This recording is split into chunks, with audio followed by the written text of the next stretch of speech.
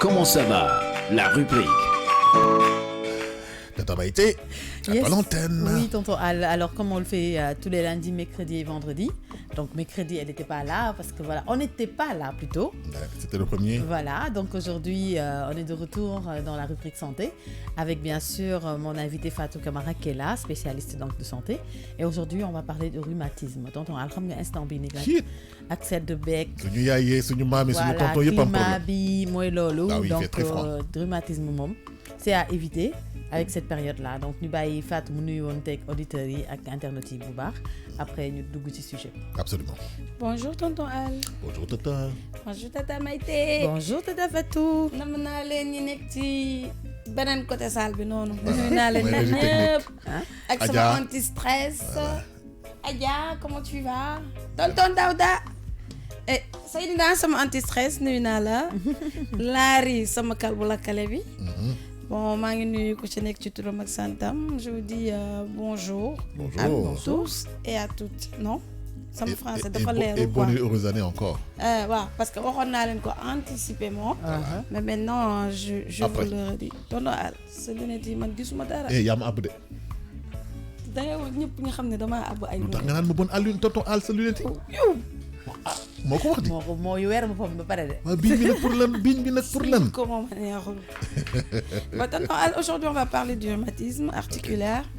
Donc, qui se définit comme étant un terme générique qui désigne toutes les atteintes articulaires, qui peut s'agir aussi des arthroses, arthrites, polyarthrites et tout. Madame, les plus faibles articulation, le rhumatisme là. Ok. Les instant bi, surtout avec le froid, waouh, ça fait trop mal. Ouais, c'est compliqué. Déjà que c'est douloureux, mais accès de bien c'est encore plus douloureux encore. Massa ñi ko am comment ça ci man.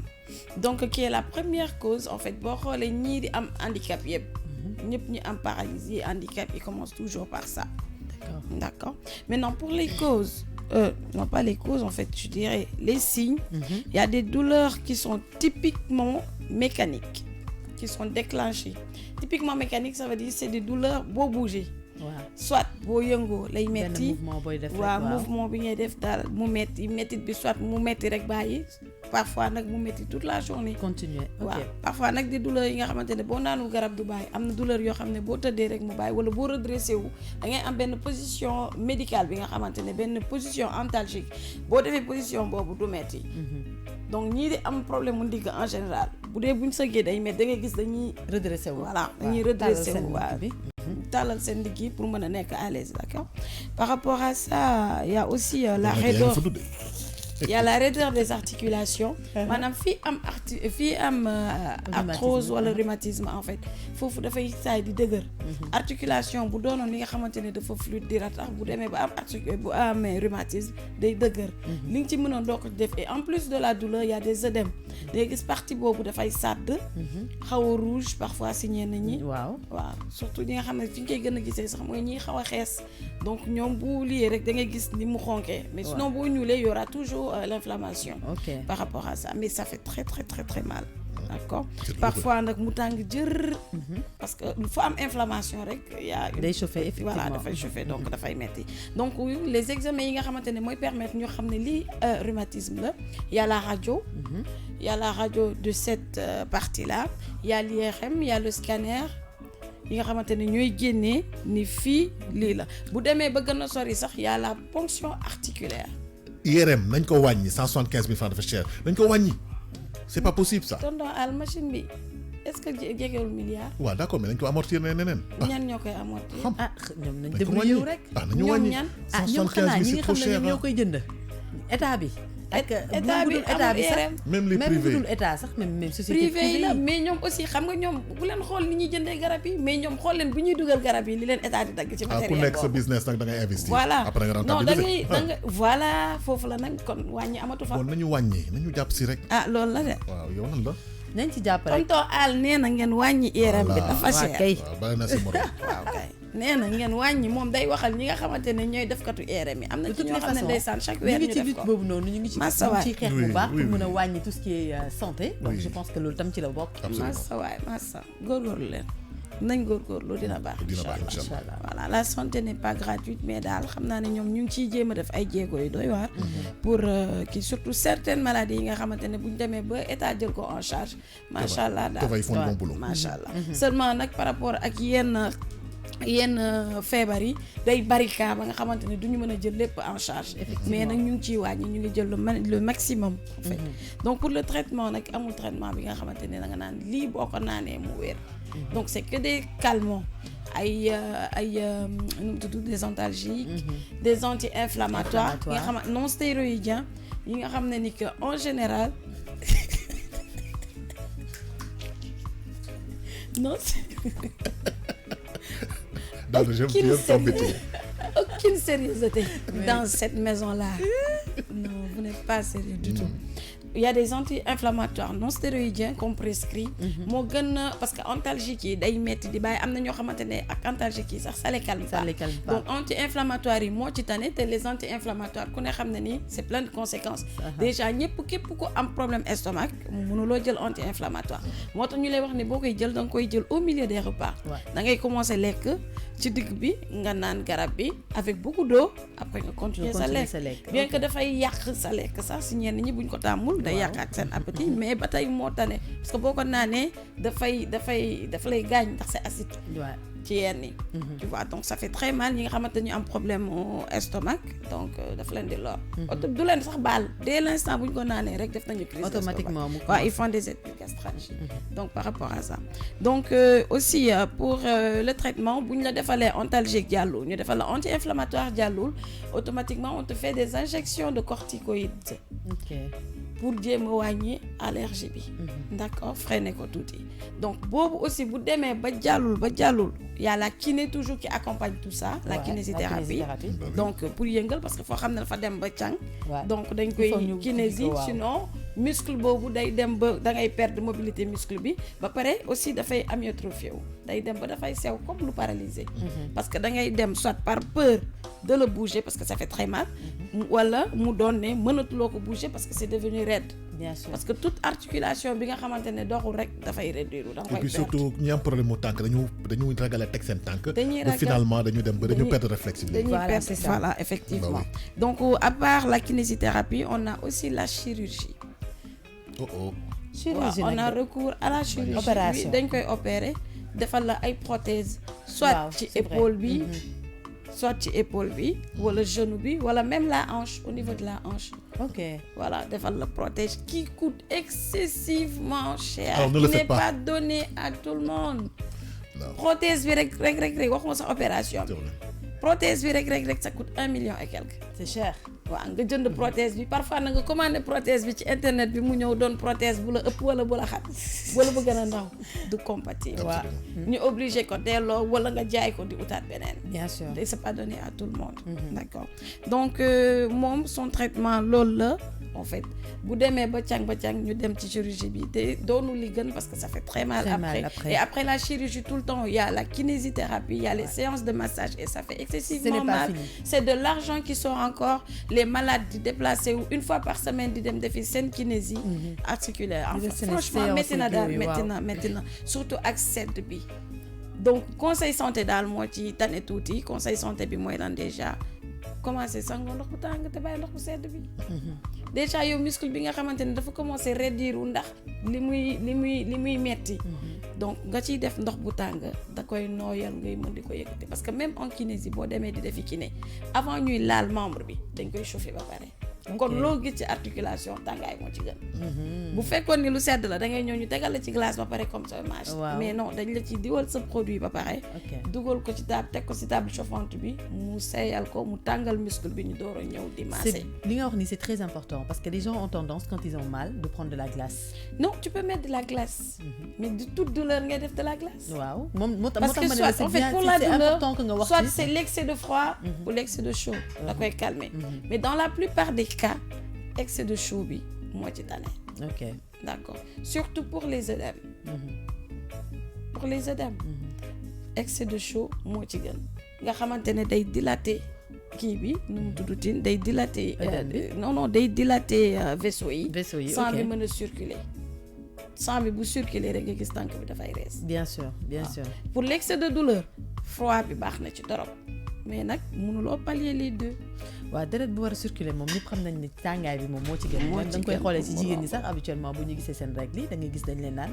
dañ naan naan lu lu tàng tàng à naan lu défaut tàng même wala jël lu tàng nga teg ko sa teg sa bas biir. ventre bi. donc pour nga que def une deret bi bouillotte mën a wala voilà. même ñu ne la sax jëlal ndox bu tàng sotti ko ci benn bidon plastique. nga teg ko si kaw biir bi pour mu comme dilater une kii bi bouillotte, waaw. voilà. wala nga jël serviette nga def ko ci ndox bu tàng après nga teg ko sa biir bi. donc par rapport à ça et manger beaucoup de fruits et légumes ndax les fruits et les légumes moo lay jox ferñeent yii tax yax di dund.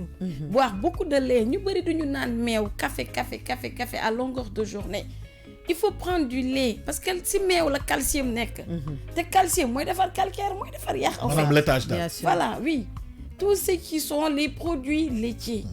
muy fromage muy meew. mais ñun fii meew beeg fromage dañ ko def luxe suñu doom yi sax duñ leen jox meew ñu naan. moo tax aussi campagne état boobu neexoon ma lool muy le lait à l'école. ah avec Khalifa le Ababacar Sall. lait à l'école macha allah man loolu moom nee naa du ma tàyyi di ko wax parce que je sais pas ki ko inspiré ki am xel bi mais kooku yàlla may la. parce que les enfants de nos jours dañuy teel a yeewu.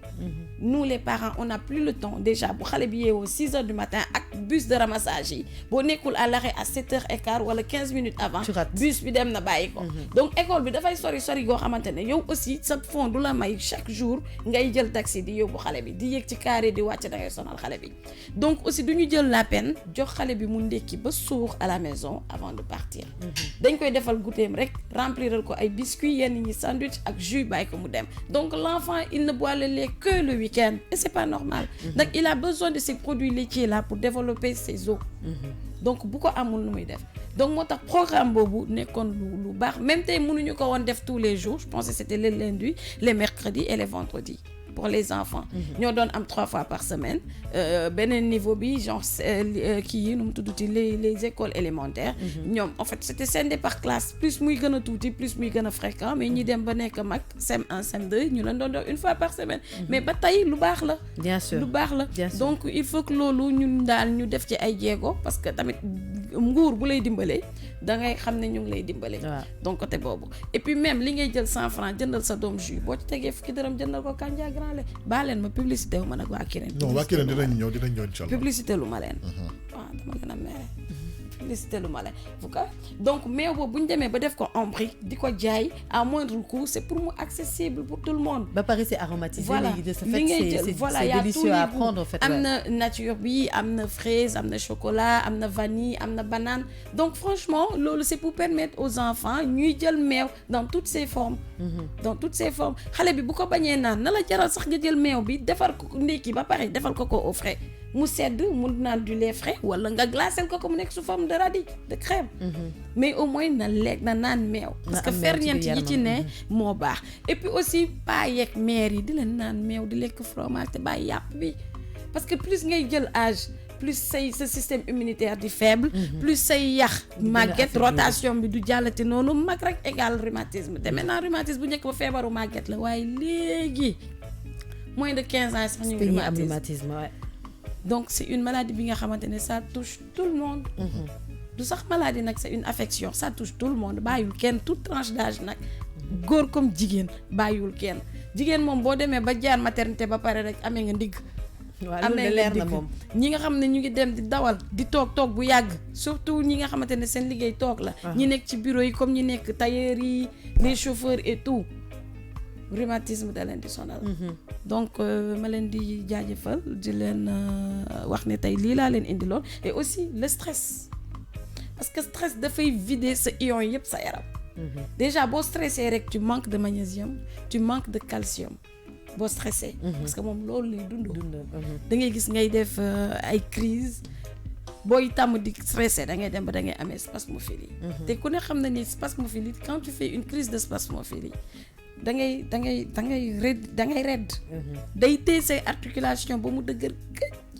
donc loolu da lay dimbali mooy prise complément alimentaire yi. Maintenant tu les vois les Américains on en voit partout allemands yi tout le temps ñi di dem di ñëw sax dañ koy indi et puis même les produits bio yu ñuy def nii les tisanes et autres dañ koy gis maintenant même les commerciaux di dugg ci kër yi di ko proposer complément alimentaire yooyu ça aide beaucoup donc nañ ci gën a hormis loolu aussi complément alimentaire naturel am na nga def say cocktail yu baax sa kër bien sûr naturel 100% am nga lépp tu as tout ce qu'il te faut période bi fruits bëri na nga def say salade de fruits avec 1000 francs tu peux faire une salade de fruits pour toi et 2 de tes enfants wala 3 de tes enfants bëriwul avec 1000 francs tu peux le faire xaal bëri na machallah mandarine nu mu tudd ci pamplemousse am na ananas am na y a tout en fait y a tout même bu dee benn banane benn fruit sax boo jëlee par benn fruit tu as 5 fruits mën nga def sa salade de fruits ouais. Donc franchement mangez bien aajootul nga am xaalis bu bari essayons de manger bien balaa ngay jël sa 1500 dem jënd ko hamburger jëlal sa 1000 francs boobu nga def sa salade de fruits bu baax nga lekk ou bien ça instant yi légumes en pagaille y en a beaucoup c'est la période parce que instant bi loo ji suuf si dafa frais dafa fertile loo ji mu jar instant bi légumes dañ lay jaay ba may la parce que da ngay xool rek bu ma jëlee exemple haricot vert mi nga xamante ne kilo bi day dem ba 2500 actuellement le kilo est à 400 te day wàcc ba 250 ba 150 donc période bi nag franchement nag ku feebaru manque